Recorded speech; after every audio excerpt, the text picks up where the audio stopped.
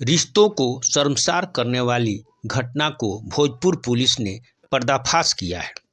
20 दिसंबर को चांदी थाना अंतर्गत भगवतपुर के पशुपति नाथ तिवारी, जो झारखंड पुलिस में चालक हवलदार के पद पर हजारीबाग स्थित पुलिस कंट्रोल रूम में कार्यरत थे तथा वे पिछले 10 दिनों से अवकाश हेतु अपने गांव भगवतपुर में अपनी पत्नी के साथ आए थे कि रात्रि में सोने के क्रम में अज्ञात अपराधियों द्वारा पशुपति नाथ तिवारी की गला काटकर हत्या कर दिया गया था।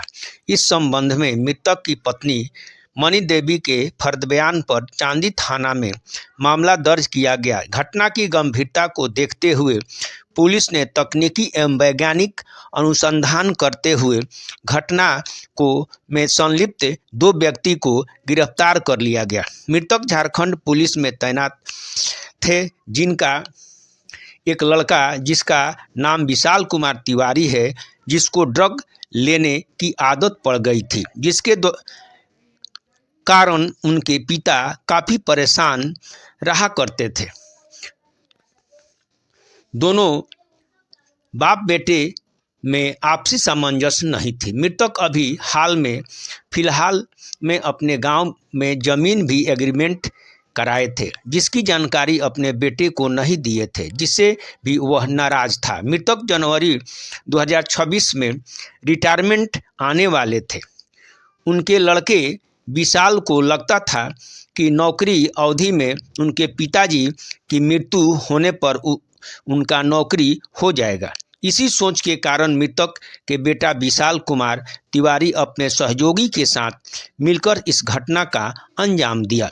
पुलिस हत्या में शामिल मोहम्मद जीशान अहमद जिलानी को हजारीबाग से गिरफ्तार कर दोनों को जेल भेज दिया। हत्या कर दी गई, आरोपियों को गिरफ्तार कर लिया, क्या कुछ मामला है? ये घटना दिनांक 19-20 की रात्रि की घटना है। 20 तारीख को सुबह लगभग 5 बजे के आसपास थाना को सूचना मिली कि एक व्यक्ति जो पशुपति नाथ तिवारी हैं और चालक हवलदार के पद पर झारखंड पुलिस में ये पोस्टेड हैं, तो इनकी जो है गला रेत कर हत्या भगवतपुर में कर दी गई है, इनके घर में ही। उस समय घर में ये थे और इनकी पत्नी थी घर में। तो उसी बिंदु पर जो है जब समूचे तकनीकी टीम के साथ, FSL की टीम के साथ और बाकी तकनीकी टीम के साथ जब वहाँ पर घटनास्थल का जांच किया गया और सारी परिस्थितियों को देखा गया, तो संदेह उत्पन्न कर रहा था और इस तरह का लग रहा था कि इसमें किसी करीबी की संलिप्तता हो सकती है। तो सभी बिंदुओं पर जांच चल रही थी। जांच के क्रम में जो है ये सबसे पहले जो है जो एक लड़के का जो है नाम आया, जो हजारीबाग का रहने वाला था, उसका नाम मोहम्मद जीशान अहमद जिलानी था। इसका सबसे पहले जो नाम आया, तो सबसे पहले इसको जो है हजारीबाग से पकड़ा गया। ये मृतक पशुपति नाथ तिवारी का पुत्र है, इकलौता पुत्र है विशाल तिवारी, उसका जिगरी दोस्त है और पिछले 10-12 साल से ये साथ में इसकी दोस्ती है।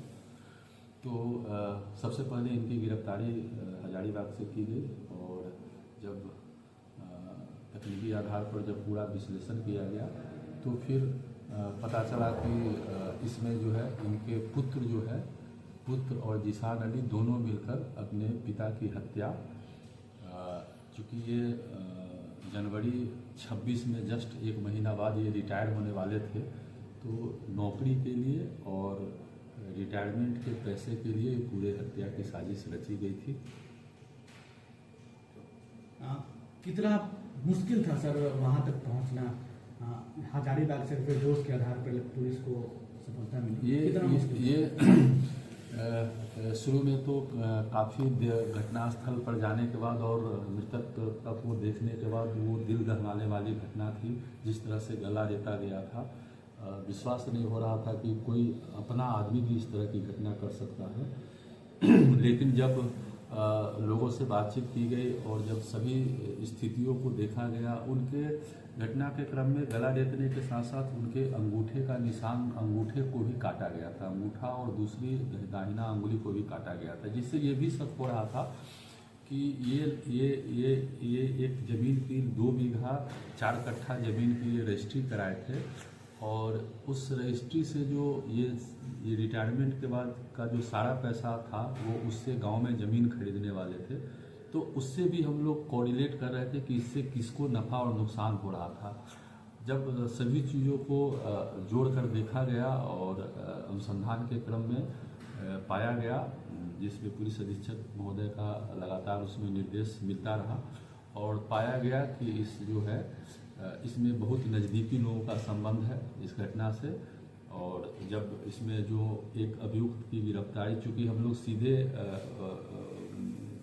किसी अपने परिजन को जो है पूछताछ नहीं कर सकते थे, तो हम लोग जो भी CDR और बाकी जो तकनीकी हमारे पास साक्ष्य था उसका जब विश्लेषण किया गया तो सबसे पहले हम लोग जीशान को उठाए और उसके से जब पूछताछ की गई तो उसके बाद सारी बात स्पष्ट हो गई।